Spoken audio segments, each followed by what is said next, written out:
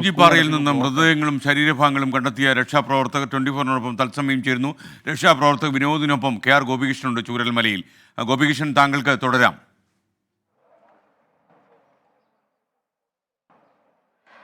S K, നമുക്കറിയാം ഇപ്പോൾ ഇന്ന് പ്രധാനമായിട്ട് തെരച്ചിൽ നടക്കുന്നത് ഈ സൂചിപ്പാറയ്ക്ക് താഴെയുള്ള സൺറൈസ് വാലിയിലാണ്. അവിടെ കൂടുതൽ മൃതദേഹങ്ങൾ ഒരുപക്ഷെ കിട്ടാൻ സാധ്യതയുണ്ടെന്നാണ് പറയുന്നത്. പക്ഷേ അതീവ ദുഷ്കരമായ ഒരു തിരച്ചിലായിരിക്കും അവിടെ നടക്കുക. അതുകൊണ്ട് ഹെലികോപ്റ്ററിൽ ആളുകളെ എത്തിച്ച് തിരച്ചിൽ നടത്താനുള്ള നീക്കം നടത്തുന്നു.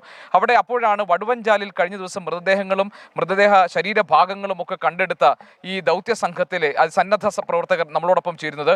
അവർ പറയുന്നത് ആ മേഖല എത്രത്തോളം ദുഷ്കരമാണ്, അവിടെ ഇനിയും ഒരുപാട് മൃതദേഹങ്ങൾ ഉണ്ടാകാനുള്ള സാധ്യതയുണ്ട് എന്നൊക്കെയാണ്. ഈ മൃതശരീരങ്ങൾ കണ്ടെടുത്ത വിനോദ്, അദ്ദേഹത്തിനോടൊപ്പം ഉള്ള ആളുകളുമാണ് എന്നോട് കൂടെ ചേരുന്നത്. വിനോദ്, എപ്പോഴാണ് നിങ്ങൾ ഈ വടുവഞ്ചാലിൽ ആദ്യം നിങ്ങൾ ഇറങ്ങിയത്, എങ്ങനെ പറയും? ഫസ്റ്റ് ഞങ്ങൾ ഇറങ്ങി ഒരു മൃതദേഹം എടുത്ത് മുകളിൽ കയറ്റി, ഒരു പിന്നെ കൈയും അല്ല ഒരു കാലും. പിന്നെ അത് കഴിഞ്ഞിട്ട് ഇറങ്ങി ഒരു മൃതദേഹം നമുക്ക് കൊണ്ടുവരാൻ പറ്റാതെ എയർ ലിഫ്റ്റ് ചെയ്തു. ഇനിയും അവിടെ സാധനങ്ങളുണ്ട്, മൃതദേഹങ്ങളുണ്ടാവും, പാർട്സുകളുണ്ടാവും, എല്ലാം ഉണ്ട്. പക്ഷെ അത് നമുക്കിപ്പോൾ ഇവർ എയർ ലിഫ്റ്റ് ചെയ്യാന്ന് പറഞ്ഞാൽ പുഴയിൽ വെള്ളം കയറി കഴിഞ്ഞാൽ ഒരു കാരണവശാലും നടക്കുന്ന കാര്യമില്ല. ഈ പുഴയുടെ തുരുത്തിലേക്കായിരിക്കുമല്ലോ നമ്മൾ ഒരാളെ ഇറക്കുന്നത്. ഈ പുഴേനെ നടക്കുന്നിട്ട് വെള്ളം കയറി കഴിഞ്ഞാൽ അങ്ങോട്ടും ഇങ്ങോട്ടും കരയിലേക്ക് മാറാൻ കഴിയില്ല. ആ നിൽക്കുന്ന ആൾക്കാർക്ക് അവിടെ നിൽക്കുക എന്നല്ലാണ്ട് വേറെ രക്ഷകളൊന്നും ഉണ്ടാവില്ല. അപ്പോൾ വടുവഞ്ചാലിലേക്ക് അന്ന് എങ്ങനെയാണ് ഇറങ്ങിയത്? നിങ്ങൾ ഏത് വഴിയാണ് പോയത്? പിന്നെ ഒന്ന് കടച്ചിക്കുന്ന് സൺറൈസ് വഴി ഇറങ്ങി. ഒന്ന് ആ സ്ഥലത്തിൻ്റെ പേര് ബാലന്തണ്ട് അല്ലേ? ബാലന്തണ്ട്, കാടാശ്ശേരി ബാലന്തണ്ട് വഴി ഇറങ്ങിയപ്പോഴാണ് ഇവർക്ക് രണ്ടാമത്തെ മൃതദേഹം കിട്ടുന്നത്. ബാലന്തണ്ട് എന്ന് പറയുന്നൊരു പ്രദേശമുണ്ട്. സൂചിപ്പാറ വെള്ളച്ചാട്ടത്തിന് കുറേ താഴ്ഭാഗമാണ് ബാലന്തണ്ട്. ആ ഭാഗത്തു നിന്നാണ് ഇവർക്ക് രണ്ടാമത് മൃതദേഹം കിട്ടുന്നത്. നമ്മൾ ചെല്ലംകോട് നിന്നും പൈലി, പിന്നെ അനീഷ്, അതേപോലെ ഷിനോയ്, അങ്ങനെയുള്ള വിനോദ്, അങ്ങനെയുള്ള ജോസ് മറ്റത്തിൽ, അങ്ങനെയുള്ള ഒരു 4-5 പേരും പിന്നെ ഫോറസ്റ്റുകാരും പിന്നെ കടച്ചിക്കുന്നിലുള്ള കുറച്ച് പേരും കൂടി ഇറങ്ങിയിട്ടാണ് ഈ 2 ട്രിപ്പ് ഇവർ ഒരുമിച്ചാണ് ഇറങ്ങിയത്. സംയുക്തമായി ഇറങ്ങിയിട്ടാണ് ഈ 2 ട്രിപ്പിൽ ഇവർക്ക് മൃതദേഹം കിട്ടുന്നത്. അപ്പോൾ അവിടുത്തെ ഒരു പ്രത്യേകത എന്താണെന്ന് ചോദിച്ചു കഴിഞ്ഞാൽ, ഇവർ ഇവിടുന്ന് ഇറങ്ങി പോകുമ്പോൾ ഏകദേശം 3 മണിക്കൂർ സമയം വേണം ഈ സ്പോട്ടിൽ എത്താൻ വേണ്ടിയിട്ട്. അതേപോലെ തിരിച്ചു കയറണമെങ്കിലും ഒരു 3-3.5 മണിക്കൂർ സമയം, ചെങ്കുത്തായ ഇറക്കമാണ്, ഇങ്ങോട്ട് കയറ്റവുമാണ്. അപ്പോൾ അതുകൊണ്ട് അവിടെ തിരയാനാകെ ഇവർ ചെന്ന് കഴിഞ്ഞാൽ 2 മണിക്കൂർ സമയം മാത്രമേ കിട്ടുന്നുള്ളൂ. അപ്പോൾ ഈ തെരച്ചിലിൻ്റെ ശൈലി ഒന്ന് മാറ്റണം. അതായത് ഞങ്ങളെ രീതിക്ക് പറഞ്ഞു കഴിഞ്ഞാൽ ഫോറസ്റ്റിനകത്ത് ഒരു ടീം, ഒരു 10-20 പേര് അവിടെ തങ്ങുന്ന ഒരു സംവിധാനം ഉണ്ടാവണം. അവിടെ ഹാൾട്ട് ചെയ്തുകൊണ്ട് മൃതദേഹം തിരയാനുള്ളൊരു സംവിധാനം, സമയം കൂടുതൽ ലഭിക്കും. അതിനുശേഷം കിട്ടുന്ന മെസ്സേജ് പുറത്തേക്ക് കൊടുത്ത് എയർലിഫ്റ്റ് ചെയ്യുകയാണെങ്കിൽ തെരച്ചിലിന് കുറച്ചും കൂടി ഒരു വേഗത വരും. വിനോദ്, ഈ അവിടെ എന്താണ് ശരിക്കും കണ്ടത്? അവിടെ ഇനിയും മൃതദേഹങ്ങൾ ഉണ്ട്, അല്ലെങ്കിൽ ശരീരഭാഗങ്ങൾ ഉണ്ടാകും എന്നാണോ വിനോദിന് ഉറപ്പിച്ച് പറയാൻ പറ്റും? പറയാൻ കഴിയും. കാരണം വെച്ചാൽ ഇവിടുന്ന് പോയുള്ള മരങ്ങളും ഒക്കെ വന്ന് അടിഞ്ഞ് കുറേ സ്ഥലങ്ങളുണ്ട്. അത് നമ്മളവിടെ പോയി കണ്ടാലേ അതിൻ്റെ ഭീകരത മനസ്സിലാവുള്ളൂ. അപ്പോൾ അതിൻ്റെ ഉള്ളിലേക്കാണ് ഈ കുറേ ബോഡികളൊക്കെ എടുക്കുന്നത്. അപ്പോൾ പിന്നെ ഡോഗ് സ്ക്വാഡ് നിർബന്ധമായിട്ടും വേണം. വെച്ചാൽ ഡോഗ് സ്ക്വാഡിനെ കുറച്ചും കൂടി എളുപ്പമാവും സാധ്യതയുണ്ട്. അങ്ങനെ നമുക്കത് കണ്ടുപിടിക്കാൻ എളുപ്പമായിരിക്കും. കുറച്ച് പിന്നെ മണലുകൾ വന്ന് അടിഞ്ഞിട്ടും ഈ മരക്കൊമ്പിലും ഒക്കെയാണ് വന്ന് തടഞ്ഞെടുക്കുന്നത്.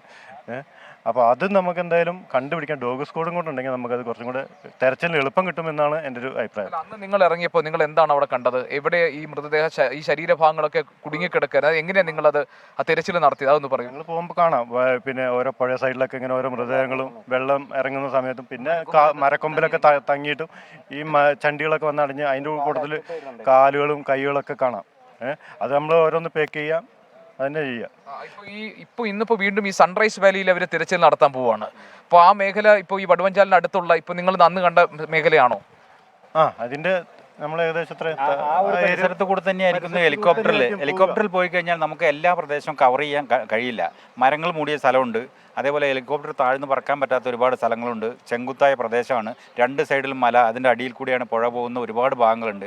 സൂചിപ്പാറ വെള്ളച്ചാട്ടം തന്നെ ആ രീതിക്കാണ് ഇവിടുന്ന് പോകുന്നത്. അതേപോലത്തെ ഒരുപാട് പ്രദേശങ്ങളാണ് താഴേക്കുള്ളത്. അപ്പോൾ ഹെലികോപ്റ്ററിൽ പോയി കഴിഞ്ഞാൽ എല്ലാ ഭാഗവും ഒന്നും കവർ ചെയ്യാൻ കഴിയില്ല. അവിടെ ആൾക്കാർ പോയി ശരിക്കും 2 ഭാഗത്ത്, ഇപ്പോഴും പുഴയുടെ മറുഭാഗത്ത് തെരച്ചിൽ ഇതേവരെ നടന്നിട്ടില്ല. പുഴയിൽ വെള്ളം ജാസ്തിയാണ്, അങ്ങോട്ട് പോയി കഴിഞ്ഞാൽ വെള്ളത്തിന് ഭയങ്കര ഒഴുക്കുമാണ്. അത് ക്രോസ് ചെയ്ത് പോകാൻ വലിയ പ്രയാസമാണ്. ഇവർ അന്ന് പോയിട്ട് ഇവർ ഒരു മരം മുറിച്ച് ക്രോസ് ചെയ്യാൻ വേണ്ടി ശ്രമിച്ചു.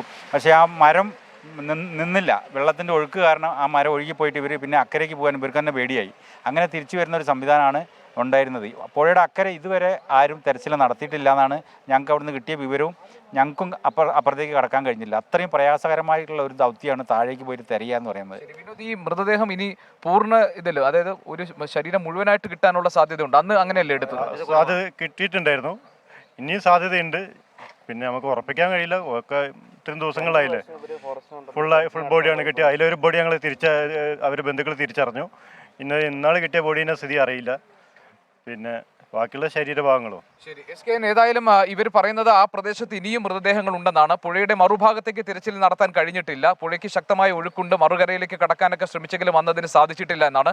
ഇപ്പോൾ ഇത് പ്രസക്തമാകുന്നത് ഏതാണ്ട് 180 പേരെ കുറിച്ചുള്ള വിവരങ്ങൾ ഇനി അറിയാനുണ്ട്. അപ്പോഴാണ് ഇന്ന് കുറെ കൂടി സാഹസികമായ ഒരു തിരച്ചിലിന് മുതിരുന്നത്. അത് ഈ സൺറൈസ് വാലിയിലാണ്. അവിടേക്ക് ഹെലികോപ്റ്ററിൽ ദൗത്യ സംഘത്തെ എത്തിച്ച് ഡോഗ് സ്ക്വാഡിന്റെ ഒക്കെ സഹായത്തോടു കൂടി പരിശോധന നടത്താനാണ് ഇവർ ശ്രമിക്കുന്നത്. അപ്പോൾ ഈ സംഘം ഉറപ്പിച്ചു പറയുന്നു ആ മേഖലയിൽ ഇനിയും മൃതദേഹങ്ങളുണ്ട്, ശരീരഭാഗങ്ങൾ കിട്ടാനുണ്ട്. അത് ഊർജ്ജസ്വലമായ ഒരു തെരച്ചിൽ അതിവേഗം നടത്തിക്കഴിഞ്ഞാൽ അത് കണ്ടെത്താൻ കഴിയുമെന്നാണ്. അങ്ങനെയാണെങ്കിൽ 180 പേരിൽ ചിലരുടെയെങ്കിലും വിവരങ്ങൾ പുറത്തു വരാനുള്ള സാധ്യതയുണ്ടെന്ന് വേണം നമ്മൾ മനസ്സിലാക്കാൻ. SKN.